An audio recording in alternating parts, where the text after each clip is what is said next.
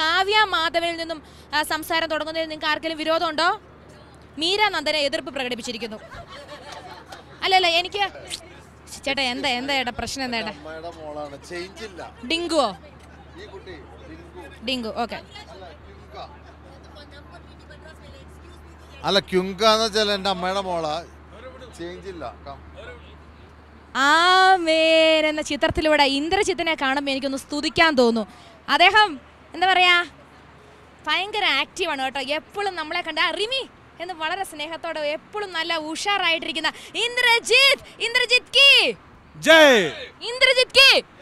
രണ്ടുപേരും, അദ്ദേഹവും അദ്ദേഹത്തിന്റെ നിവിൻ പോളി പോലും അദ്ദേഹത്തിന് ജയ് വിളിക്കുന്നു. ഇതാരൊന്നും മനസ്സിലായില്ലല്ലോ, കുറച്ച് ഗ്യാപ്പ് ഇട്ട് നിൽക്കൂ. ഒരുപാട് സന്തോഷമുണ്ട്. ആദ്യമായിട്ടാണ് ഒരു അമ്മ ഷോ അബ്രോഡ് നടക്കുന്നത്. അതുകൊണ്ട് തന്നെ ഞങ്ങൾക്ക് എല്ലാവർക്കും കൂടി ഒരുമിച്ച് ഇങ്ങനെ ട്രാവൽ ചെയ്യാനുള്ള ഒരു അവസരം ഉണ്ടായി. അതെല്ലാവരും മാക്സിമം എൻജോയ് ചെയ്യാണ്. ഒരു കാര്യം ചെയ്യാം, മണിച്ചേട്ടൻ്റെ ഒരു നാടൻ പാട്ടിൻ്റെ രണ്ടുപേരും ഇല്ലെങ്കിൽ മണിച്ചേട്ടാ നമുക്ക് യാത്രയ്ക്ക് ഒരു സുഖമില്ല. മണിച്ചേട്ടാ ആമേൻ എന്ന ചിത്രത്തിലൂടെ മിക്കവാറും ഒരു എന്തൊക്കെയോ പുരസ്കാരങ്ങൾ അദ്ദേഹത്തിൻ്റെ അത്ര ഗംഭീര പ്രകടനം നമ്മുടെ മണിച്ചേട്ടൻ നടത്തിയിരിക്കുകയാണ്. മണിച്ചേട്ടാ പൂവാടി പെണ്ണെ അച്ഛനെ കാണാം പൂവാടി പെണ്ണെ, അച്ചപ്പം കൊയിലപ്പം വട്ടപ്പം ചുട്ടി ടച്ചനെ കാണാം പൂവാടി പെണ്ണെ അച്ഛനെ കാണാം പൂവാടി പെണ്ണെ, അച്ചപ്പം കൊയിലപ്പം വട്ടപ്പം ചുട്ടി ടച്ചനെ കാണാം പൂവാടി പെണ്ണെ. അങ്ങനെ പൂവാടി പെണ്ണ ഒറ്റക്ക് അങ്ങനെ പാടി അങ്ങനെ ആരും ഇല്ലാന്ന് പോകണ്ട, നമ്മൾ പാടുന്നു. അതേ പറഞ്ഞേ പഠിക്കേ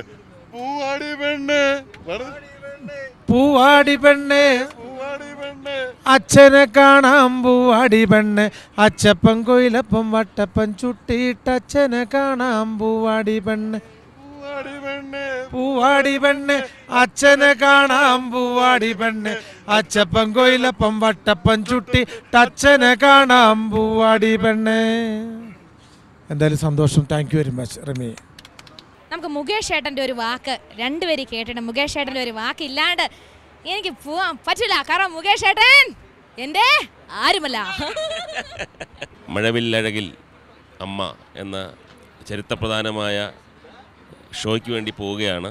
അതിന് കുറച്ചും കൂടി നിറം ചാർത്താൻ വേണ്ടി നമ്മളോടൊപ്പം ഈ ചുവന്ന ചിത്രശലഭം പാറി പറന്ന് നടക്കുകയാണ്. പച്ച പാൻറ്റും ഉണ്ട്. അവിടെ ചെന്ന് തെലുങ്ക് സിനിമ അടിച്ചുകൊണ്ട് പോകാതിരുന്നാൽ മതി. തെലുങ്ക് പാട്ടിൻ്റെ ഡ്രസ്സായത്.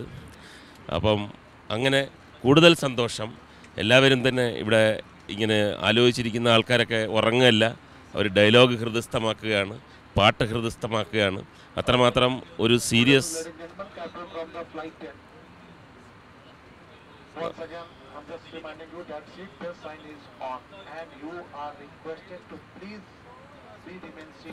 സീറ്റ് ബെൽറ്റ് സൈൻ ഓൺ ആണ്. ഓഫ് ആവുന്ന പക്ഷം ആരും ഉറങ്ങില്ല. ഞാൻ പെട്ടെന്ന് വരുന്നതായിരിക്കും.